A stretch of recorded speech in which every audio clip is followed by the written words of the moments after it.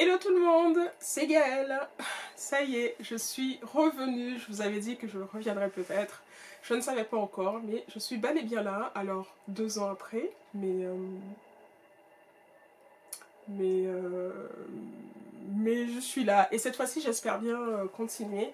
Et puis, pouvoir vous proposer des épisodes de podcast, donc de ma Gazette du Fil.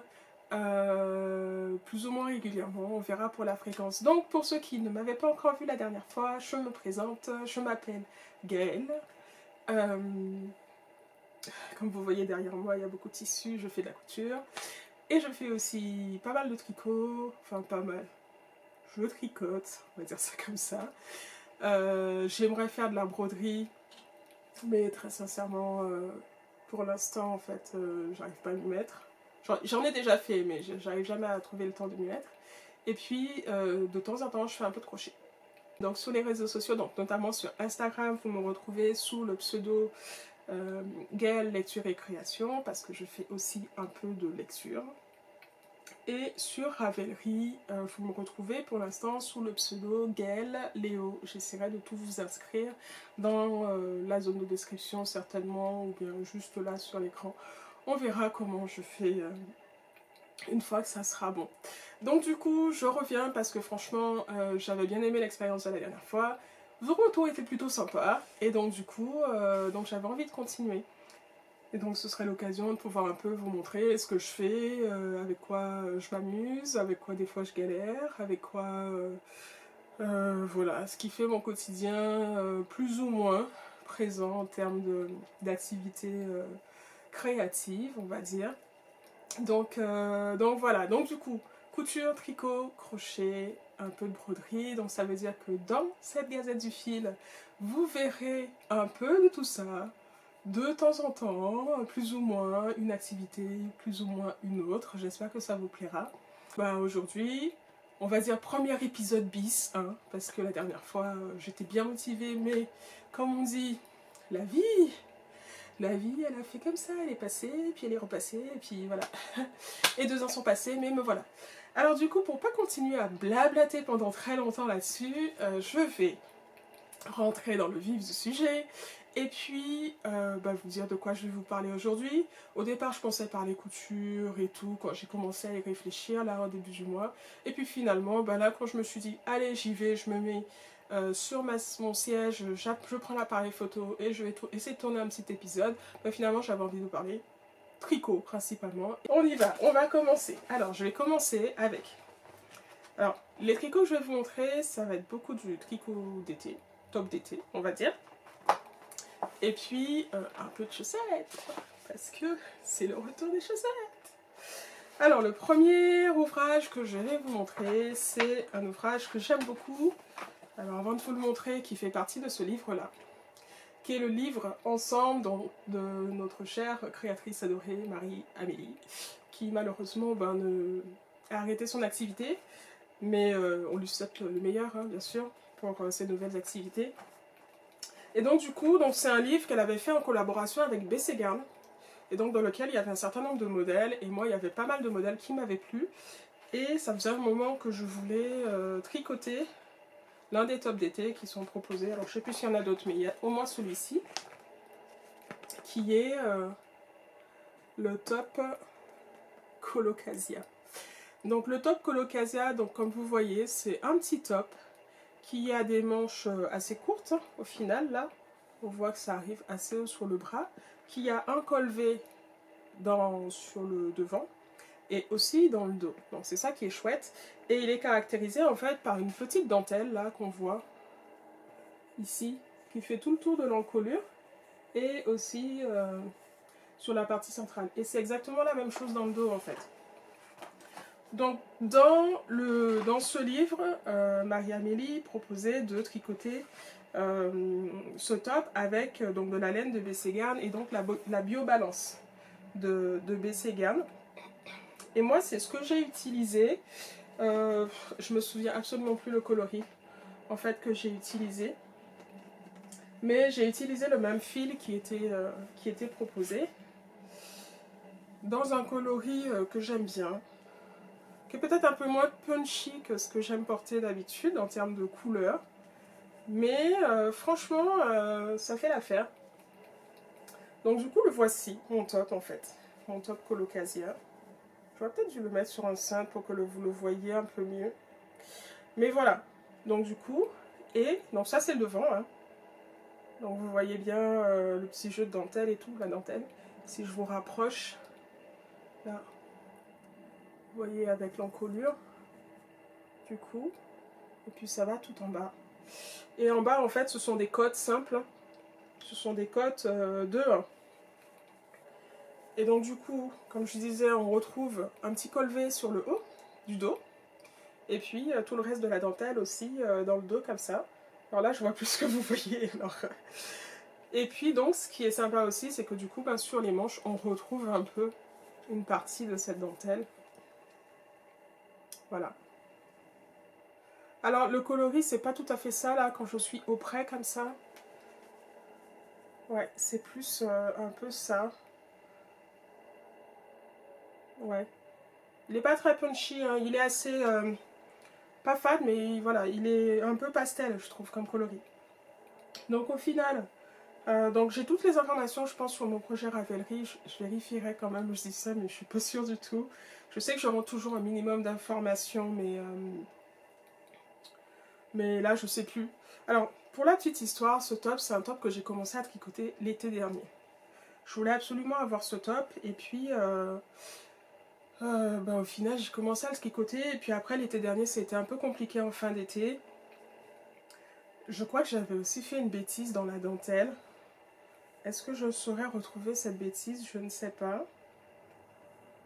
Mais j'avais fait une bêtise et je pense que ça m'avait un peu calmé. Et du coup, après, au retour des vacances, parce qu'on était parti dans le sud, au retour des vacances, je ne l'ai pas repris en fait. Je l'ai laissé, je l'ai abandonné lâchement, clairement. Je l'ai abandonné et puis voilà. Bon, franchement là, en regardant tout de suite, je me souviens plus où j'ai fait des bêtises. Comme quoi, des fois, on se prend pas mal la tête sur quand on fait des bêtises, on se dit que ça va se voir et tout, et puis en fait, ça se voit pas. Ça me fait penser que j'ai un autre projet en cours là, où je l'ai abandonné aussi parce que j'ai fait une bêtise, je m'en suis rendu compte au moins 5 cm plus tard. Et je le voyais gros comme une maison, et je l'ai toujours pas repris en fait, alors que j'avais très envie de porter ce projet cet été. Bon, c'est pas grave. Donc du coup, je l'ai porté dernièrement, donc je le porte avec un petit débardeur en fait en dessous. Donc d'un coloris assez proche, donc ça se porte plutôt pas mal. Alors c'est un fil qui a de la laine hein, quand même, donc du coup, quand il fait 30 et quelques degrés passés, c'est pas très portable quoi. Mais par contre, sur des températures un peu plus clémentes, dans la vingtaine de degrés, 20-25 degrés, s'il y a un peu de vent, bon ça passe. J'aime beaucoup ce petit top, c'est pas mon top d'été tricoté préféré pour l'instant. On verra, hein, je ne l'ai pas encore beaucoup porté, je l'ai porté qu'une seule fois. Mais je l'aime beaucoup, je l'aime quand même beaucoup. Ça se porte très bien sur un jean, un pantalon, quelque chose comme ça, je trouve, parce qu'il est quand même assez ample, hein, vous voyez. Je vais essayer de vous mettre des photos portées, que je n'ai pas encore faites. Ou peut-être des petites vidéos, comme certaines font, je trouve que c'est sympa aussi de mettre en vidéo. Je ferai peut-être ça, avant de publier la vidéo. Donc voilà, et puis donc plutôt pas mal. J'aime bien le porter avec un pantalon et je l'ai fait plus court. Alors, Marie-Amélie, elle propose peut-être de faire une bonne trentaine de centimètres. Ouais, c'est ça, elle propose de faire 37 centimètres en fait, sous le corps. Enfin, pas sous le corps, sous le manchure. Moi, j'ai pas 37 centimètres, hein. De souvenir, je dois peut-être en avoir 30, tout juste 30 ou un peu moins. Mais ça me va bien. Cet été, quand j'ai tricoté mes tops d'été, au final, je les ai fait assez courts. Je sais pas, parce que c'est ce dont j'avais envie, en fait, en ce moment. Donc du coup, voilà. Ça, c'est un premier top d'été. Je suis quand même bien contente d'avoir pu le terminer. J'ai terminé le tricoter pendant que j'étais en vacances en Guadeloupe. Et au final, c'est passé sans problème. Et j'étais bien contente. Je l'ai bloqué qu'en revenant. Mais du coup, j'étais bien contente d'avoir fini ce petit top. Ça me permettait d'éliminer un de mes encours dans mes sacs à projet. Et donc, du coup, c'était plutôt pas mal.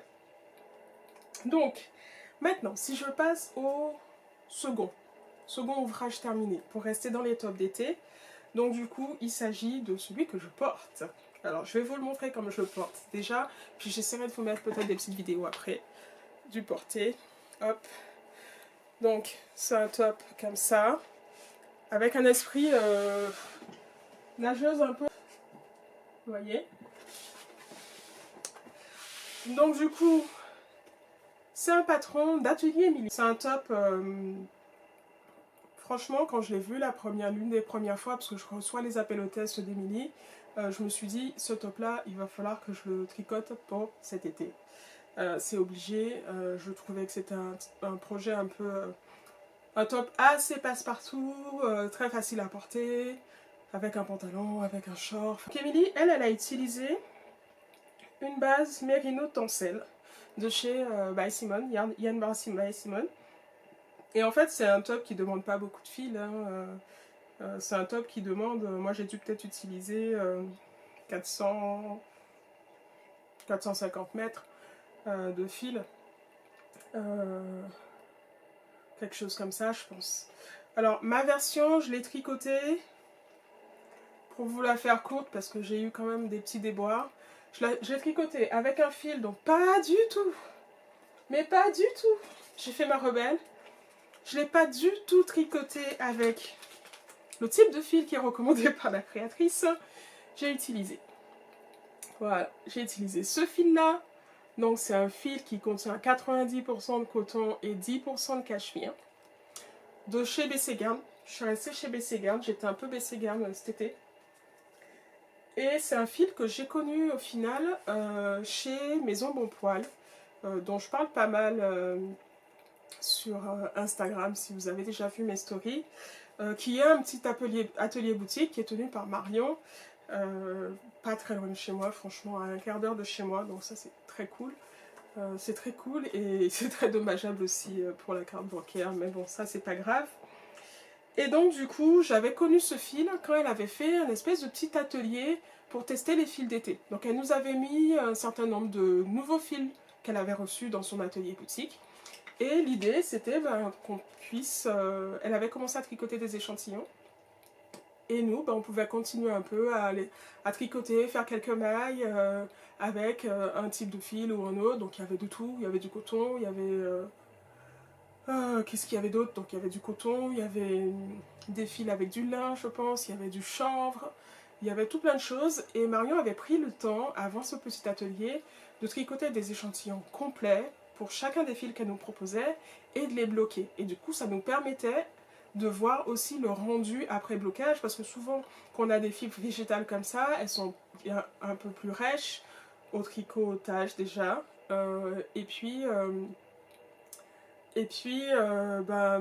tant que c'est pas lavé, des fois, on se rend pas compte en fait. Souvent, la fibre, elle s'assouplit un peu comme le chanvre ou le lin, et puis et ça permettait de se rendre compte, voilà, et de se projeter un peu mieux éventuellement pour savoir ce qu'on voudrait faire, le fil qui nous plaît le plus, etc.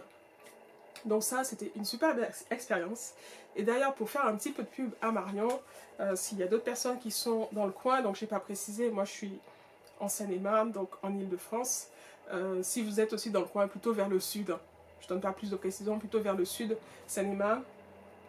Si vous êtes par là ou si vous passez par là, franchement, n'hésitez pas à passer faire un petit coucou à Marion dans son atelier boutique Maison Bon Poil, qui est vraiment, franchement, top en termes de qualité de fil. On n'y retrouve pas forcément... on y retrouve des teinturières indépendantes, certaines, par exemple comme Maison Septembre.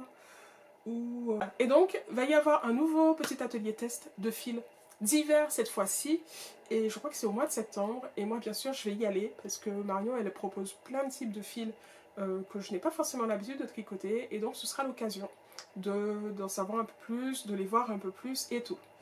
Tout ça, je vais vous parler de mon top baigneuse, donc que j'ai tricoté avec ce fil, coton cachemire. C'est clairement pas...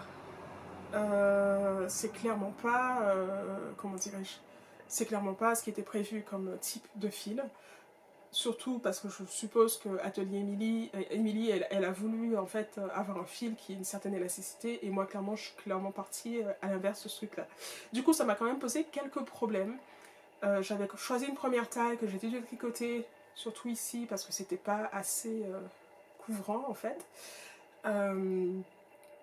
Et après quand je suis repartie sur un deuxième montage du projet, donc du coup là j'ai tricoté entre deux tailles, donc entre la taille 3 et la taille 4 de souvenir, quelque chose comme ça, ce qui m'a permis d'avoir ce projet que j'ai réussi aussi à un peu récupérer au blocage, parce qu'avant le blocage il était un peu comme ça, et après le blocage, ben voilà, j'ai réussi à faire en sorte quand même que le dessous, le soutien-gorge puisse rester caché en dessous correctement. Donc voilà, donc c'est un projet que j'aime beaucoup, je l'ai déjà porté pour aller au boulot. C'était en début de semaine en fait.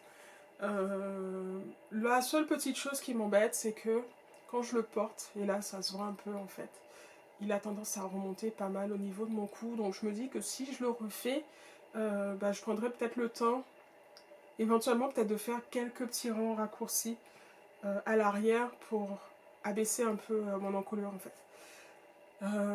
Ou les faire à l'avant, je sais pas trop, non mais en général on les fait plutôt à l'arrière je crois. Enfin dans les patrons c'est souvent à l'arrière.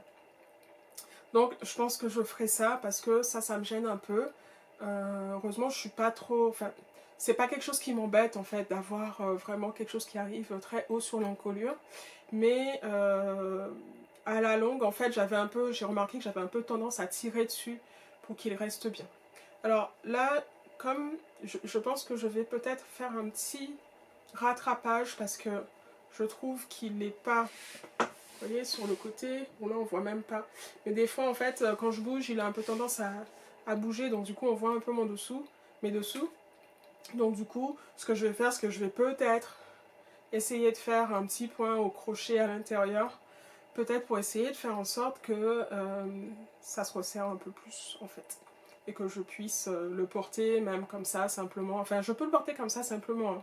Mais voilà. Donc, je suis très contente de ce top. Très sincèrement, je pense certainement en faire une autre version, hein, parce que j'aime beaucoup ce patron. Alors cette fois-ci, je partirai peut-être sur un mérino tencel, même si franchement, je m'en suis pas si mal sortie au final, hein. Bon, il a fallu détricoter, mais ça s'est fait. Et mais il y a tellement de beaux coloris en mérino tencel, et c'est une base que j'adore en plus.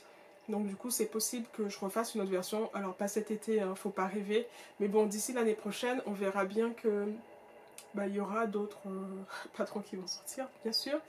Après, on verra. Je sais pas, on verra. Comme je prévois aussi de repartir en Guadeloupe bientôt, et que là-bas il fait un peu chaud, pourquoi pas faire une autre version, mais pas avec du mérino du coup. Il faudrait que je trouve autre chose. Je sais pas encore quoi. On verra. Bon, je m'arrête là pour ce projet parce que franchement, j'ai déjà pas mal parlé, hein. Pour terminer, avec les projets finis. Je vous ai dit que je m'étais remis aux chaussettes. Je ne sais pas si je l'ai dit dans cette vidéo-là, parce qu'en fait, j'ai recommencé 3 fois. Donc, je ne sais pas. Enfin, bref. Pendant l'été, il y a eu Gaëlle du compte Knit Spirit, que vous connaissez peut-être, je ne sais pas, qui a organisé un... Hop, voilà. Qui a organisé, en fait, un petit défi de l'été qui s'appelait Pirates et Sockets. Et l'idée, c'était qu'elle mettait à disposition, pendant la période du défi, un patron de socket, et libre à nous, si on voulait se mettre aux chaussettes, ou si on voulait s'amuser à mettre un point différent. Enfin bon, bref. L'idée, c'était de pouvoir tricoter des sockets ensemble pendant tout l'été. Alors moi, j'ai mis un certain temps à me mettre au défi, même si j'y ai pensé tout l'été, et puis au final, je l'ai fait qu'en rentrant de mes vacances, donc c'était la semaine dernière, je pense. Et donc du coup, j'ai tricoté mes premières sockets. Alors, à savoir pour la petite histoire que moi, côté chaussettes, au départ, je me suis mise au tricot pour tricoter des chaussettes. J'ai déjà tricoté 3 paires de chaussettes, mais elles sont toutes les 3 trop grandes.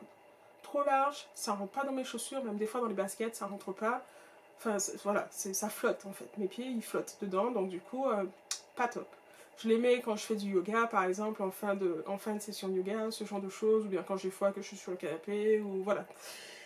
Et donc du coup, ça fait un moment que j'ai envie de me tricoter des chaussettes, mais le problème c'est que ben, j'avais pas ma recette idéale. La recette qui me permettrait de me tricoter des chaussettes, voilà, tranquillement. Et ben, avec ce défi, et voilà, les premières soquettes. Elles sont là, je vous mettrai les photos parce que j'avais mis des photos sur Instagram je crois. Donc je vous mettrai des petites photos pour que vous puissiez les voir porter. Mais n'empêche, je suis archi contente parce que bah, maintenant, elles me vont comme je veux. C'est-à-dire que moi, j'ai envie que mes chaussettes, elles me tiennent aux pieds. Et donc, du coup, bah, pour qu'elles me tiennent aux pieds, choisir proprement ma taille dans les patrons, peu importe les patrons. Hein. Celui de Gaëlle, c'était pareil. Il y a d'autres patrons de Christelle du compte... comment elle s'appelle déjà son compte Christelle? Je vais vous l'écrire parce que là, je me souviens pas. Oui, Tricot et Stitch. Christelle de Tricot et Stitch, c'est avec Christelle que j'avais commencé les chaussettes. Et donc du coup, la taille, ça n'allait pas. Donc maintenant, en gros, j'ai tricoté 2 tailles en dessous pour avoir une chaussette qui me sert bien au niveau du pied. Là, en plus, je les ai utilisées pendant la semaine et je les ai mises dans mes baskets. Ça passe nickel. La prochaine étape, ce sera de voir si ça passe dans mes bottines pour cet automne. Si ça passe, franchement, ce serait génial. Je ne pense pas parce que j'ai les pieds assez fins et je porte des chaussures assez étroites. Donc bon, on verra. Mais si déjà je peux les porter un peu plus, franchement, ça me fera plaisir. Donc du coup, ce fil, c'est du BFL. C'est pas du mérino, c'est du BFL. Du BFL avec du nylon qui vient de chez Squirrel Yarns. Donc, c'est la base Bigaradier Fing. Alors, je me souviens plus de son prénom de la teinturière. Donc c'est Bigaradier Fing. Donc vous voyez, hein, c'est du 75% BFL Super Wash avec du 25% nylon. Ça, c'était un petit écheveau de 50 grammes que j'avais acheté à la fête de la laine de cette année. Donc ça devait être au mois de mars, je pense. Ou de février, je ne sais plus à quelle période c'était. Coloris apatite. Pour ceux qui me connaissent, vous savez que j'adore le bleu. Regardez-moi ça.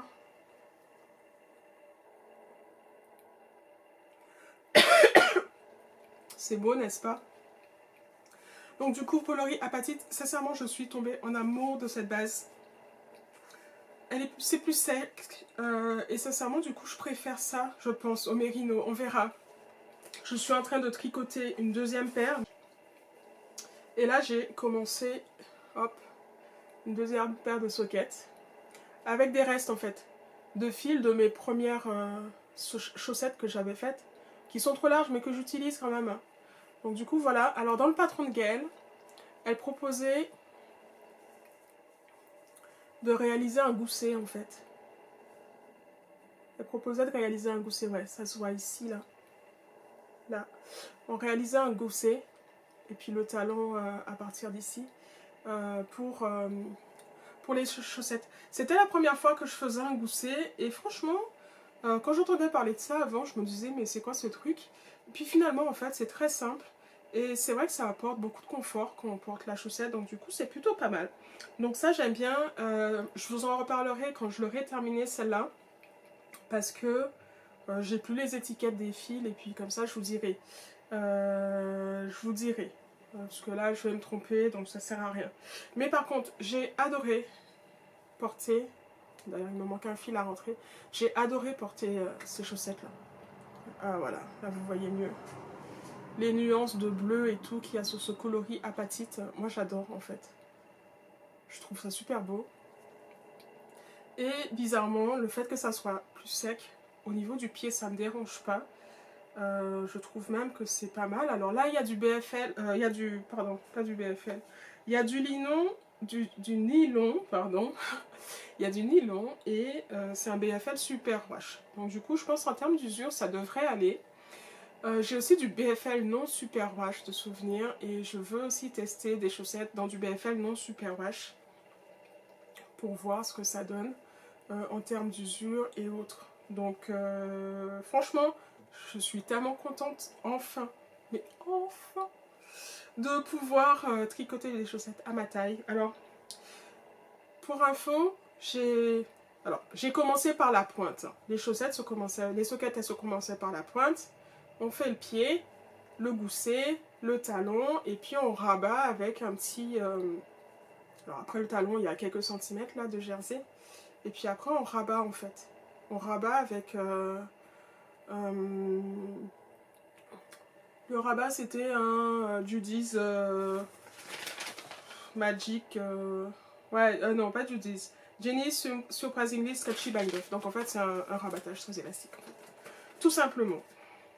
Donc ça, je suis très contente. Donc au final, pour mon pied, 56 mailles. Alors qu'avant, je pense la toute première chaussette, j'ai monté 72 mailles. Alors imaginez à quel point je flotte dedans. Ensuite, j'ai monté, il me semble, 64 mailles sur la suivante. Et là, je suis à 56. Et là, par contre, je suis bien. Donc ça, c'est cool. J'avais un petit doute, en fait, sur le nombre de centimètres que j'avais tricoté pour le pied. Sur celle-ci, j'ai fait 12 cm. Au départ, je pensais que c'était trop court. Après, je me suis dit non, c'est bon. J'ai du coup lancé cette deuxième paire de soquettes. Cette fois-ci, c'est du mérino, nylon, pour les deux coloris. Et donc, du coup, en essayant celle-là, je me suis rendu compte qu'il manque peut-être un tout petit demi-centimètre sur le pied pour que le talon puisse vraiment bien se placer. Donc, je pense que sur ma prochaine paire de chaussettes ou soquettes, je sais pas, je ferai un petit 12 cm et demi au lieu de 12. Et ça devrait aller. Donc du coup maintenant, qu'est-ce qui va se passer au final? Maintenant je vais, comme on dit, à moi les chaussettes. Yes. Ok, donc je vous disais, maintenant je suis très contente en fait de pouvoir tricoter des chaussettes. Donc je vais continuer à vous parler chaussettes, je vais continuer à vous parler du fait que, parce que ma recette idéale, elle est vraiment idéale. Et donc du coup je suis très contente aussi parce que maintenant je vais pouvoir tricoter des patrons de chaussettes dans certains livres ou d'autres patrons de chaussettes. Maintenant je sais le nombre de mailles que j'ai besoin de monter avec la taille d'aiguille, je ne vous ai pas dit, c'est du 2,25. Donc voilà, je vais m'arrêter là pour aujourd'hui parce que je pense qu'il y a déjà quand même un certain nombre de... Enfin, je vous ai déjà raconté un certain nombre de choses. J'essaierai de faire un épisode du coup, je sais pas trop quand, mais peut-être quand j'aurai fini mon crochet du coup, et puis peut-être pour vous parler un peu de couture, j'ai un peu cousu cet été, j'ai encore des choses en cours, j'ai du modélisme à venir. Donc voilà, donc je vous remercie beaucoup de m'avoir écouté, d'être resté jusqu'au bout. Je vous dis à la prochaine fois. J'espère ne pas trop m'engager en disant ça parce que j'ai vraiment envie de prendre le temps de faire quelques petits épisodes, venir vous raconter un peu ce que je fais en termes d'activités créatives, manuelles. Et donc du coup, donc voilà. Donc je vous remercie beaucoup. Je vous dis à la prochaine fois. N'hésitez pas à me dire en commentaire ce que vous en avez pensé. Est-ce que vous tricotez? Est-ce que vous tricotez aussi des chaussettes? Est-ce que vous avez votre recette idéale? Est-ce que vous faites un peu de crochet aussi? Et puis je vous dis au prochain épisode où j'espère qu'on parlera un peu de couture, que je vous montre un peu ce que je fais. Et puis à bientôt! Salut!